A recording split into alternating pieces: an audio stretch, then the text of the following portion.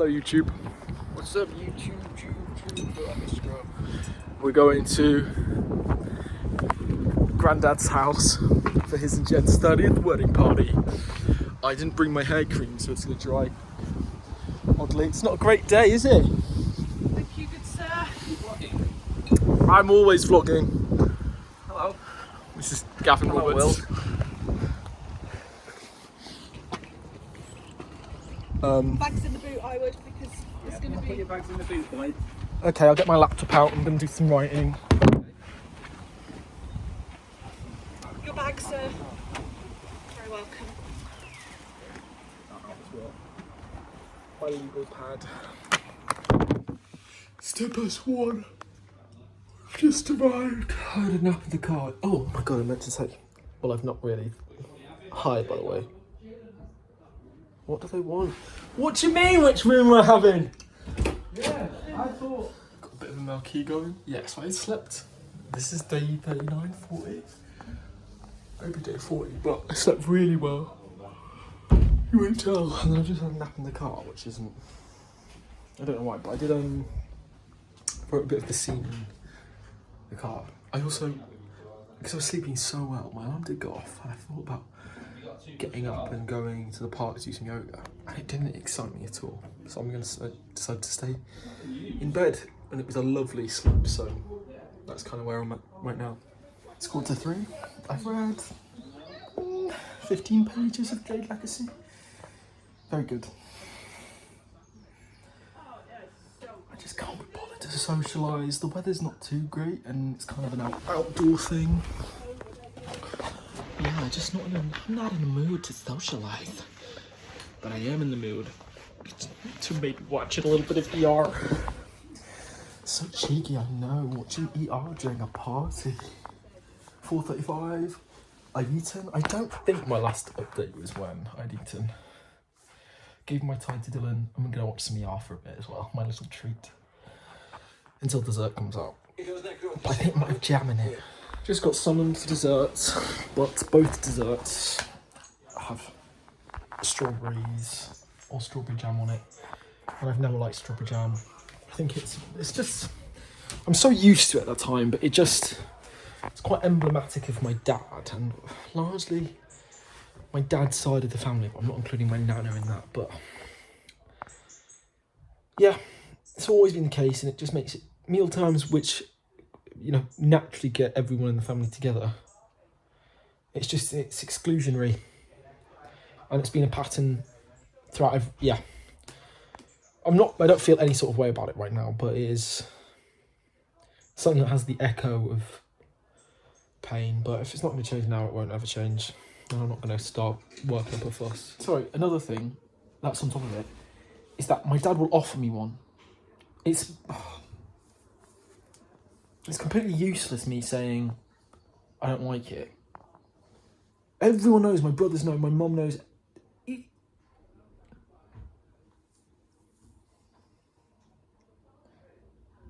I don't exist in his brain on a deeper level. Whatever, I'm not going to talk about it in the vlog. It is just annoying.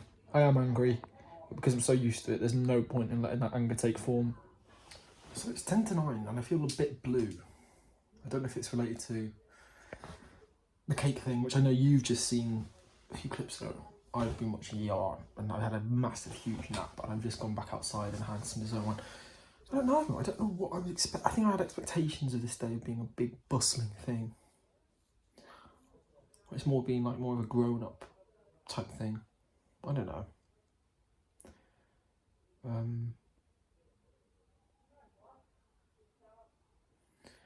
What do I fancy doing? It's 5 to 10.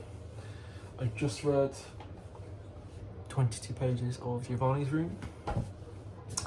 I'm just feeling a bit blue, guys. I'm just noticing this properly. I don't know how old I was here. 26? 26. I'm not even 26 now. 16. And then who's this? Is this Keenan? Yeah, that's Keenan, my little brother. Yeah, I'm feeling a bit blue, and I'm trying to chase it back. I think a few things kind of daunting on me.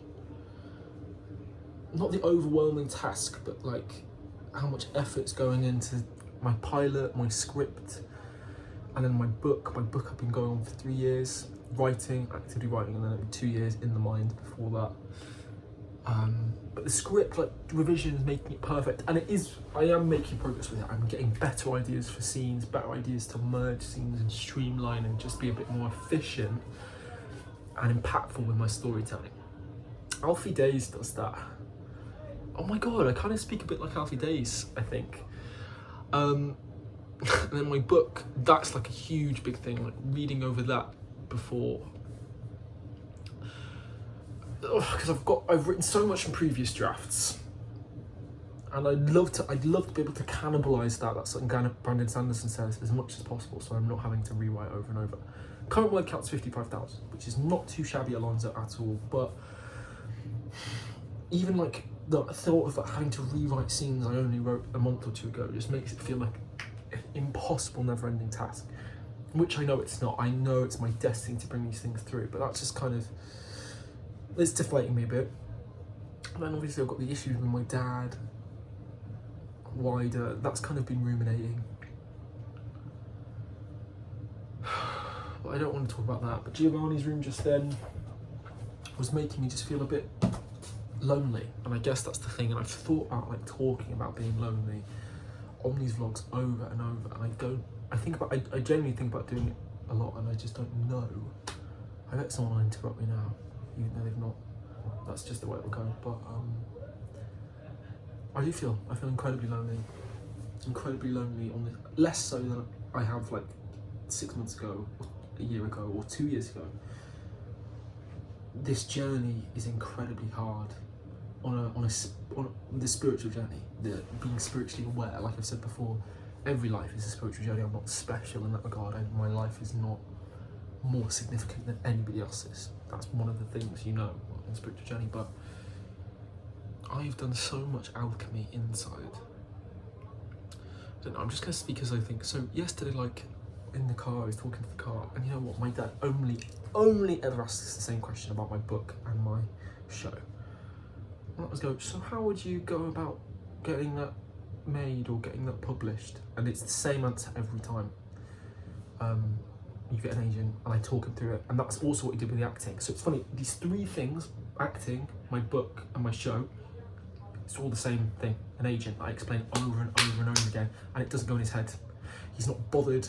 If I asked him, what do you think he wouldn't know what I enjoyed most about drama school or struggled most with, the difficult projects, the projects I found most fulfilling. He doesn't know. He can name 5 friends I made at drama school.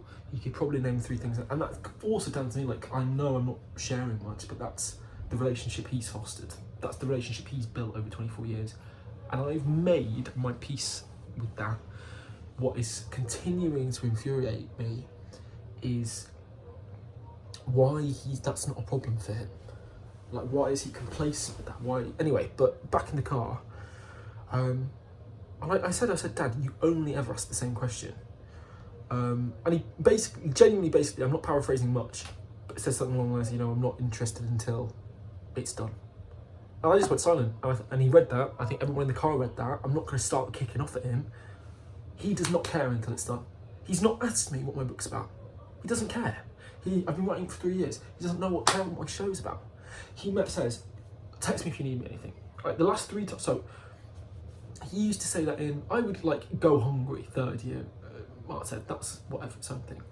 I'm aware of the bath as well, but I'd ask, hey, can I have a bit of money to get some food for the friends that have stayed down? They're coming down to see my show. It's not cheap to get the train. I'd like to be able to pay the food for them. Does it fine? I think, well, that's great. I can rely on Dad. And a week later, he brings it up to throw it in my face. Oh, you only text me when you need something, or you need to be paying for something, whatever. Well, because of the relationship you fostered, I'm never going to talk to you emotionally. I could be having the worst day possible, and it wouldn't occur to me to tell you about it. You're not someone I want to reach out to in crisis. You're not someone I trust. You're not a confidant. All these things have always been with me. all these things that my mum has recognised when she was still with my dad. Whatever. Our relationship has got better on the surface because I've pacified myself and I've just not rose to it because there's no point. There's no point.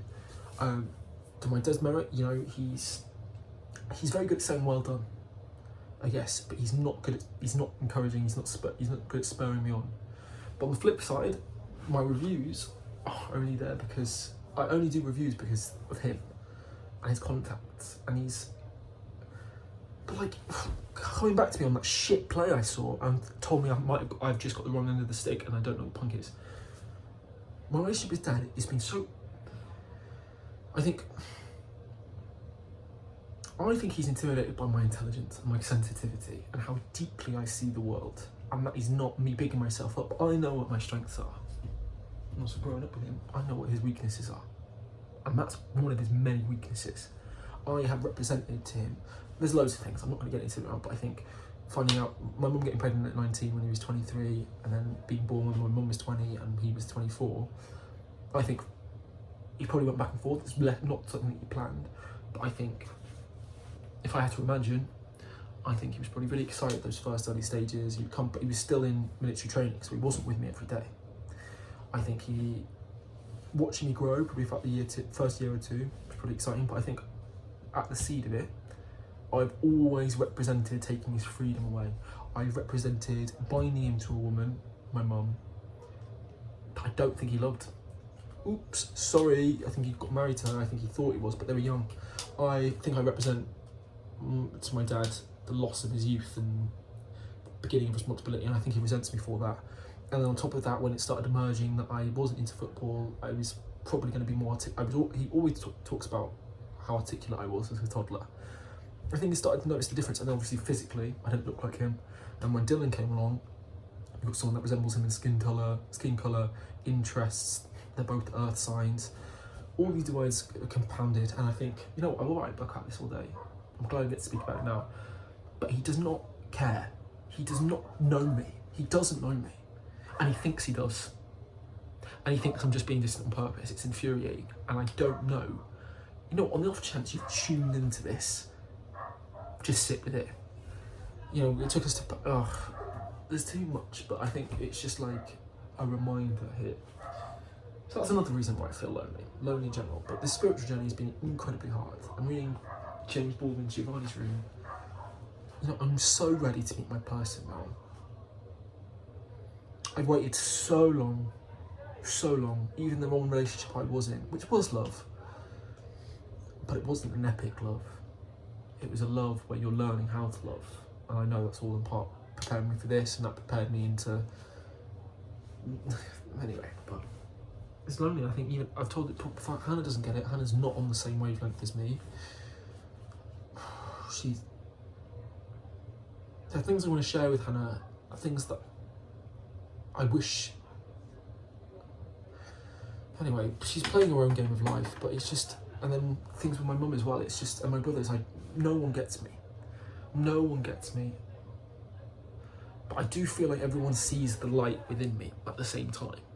I think people are really, I think because of the nature of the people I surround myself with, people do celebrate me. People celebrate and acknowledge the light within me, which has been really useful in reflecting that light back to me. So that it's not, I'm not being completely by myself, but at the end of the day, I'm just going to check the bath's ready.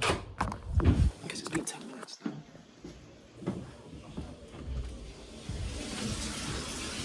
Almost.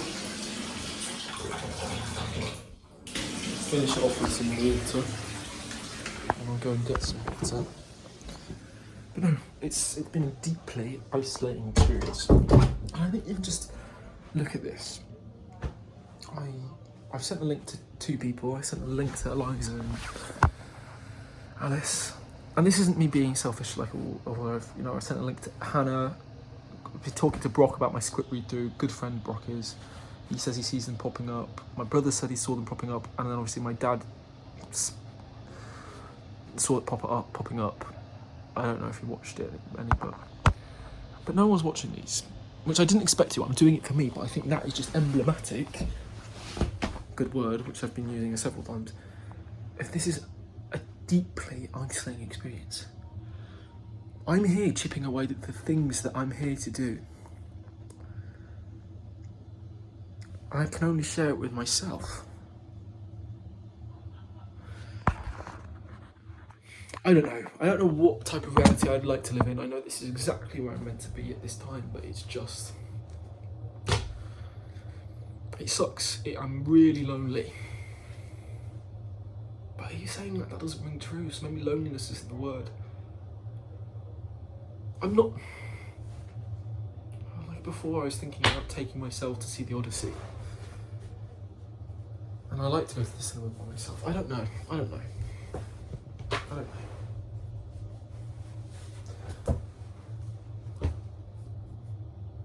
And I know with my success, I'm going to lift everyone else up. I don't want celebration after the fact. I want people spurring me on. I don't really think I've ever had much of that active encouragement. People, I don't know. I think if I had to summarise it, I'd be spending, since I left my last job, realising what I'm actually here. Well, I've always known, but alchemising that, integrating that, knowing what I'm here to do, knowing that this is my purpose. I've lost my train of thought, but now that I know, now that I'm finally ready to be seen,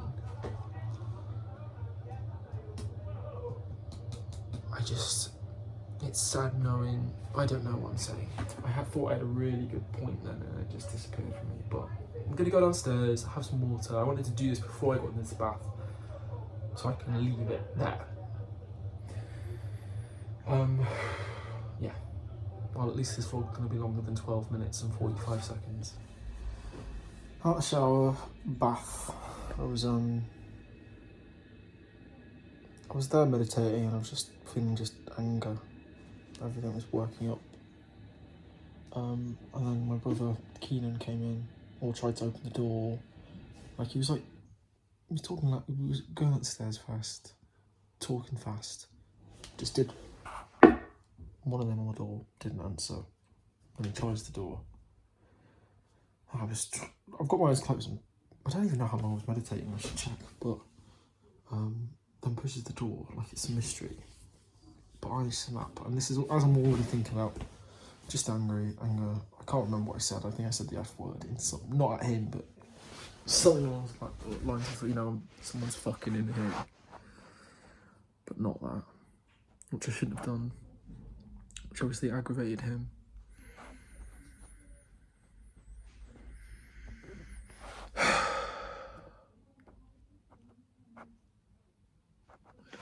I don't know.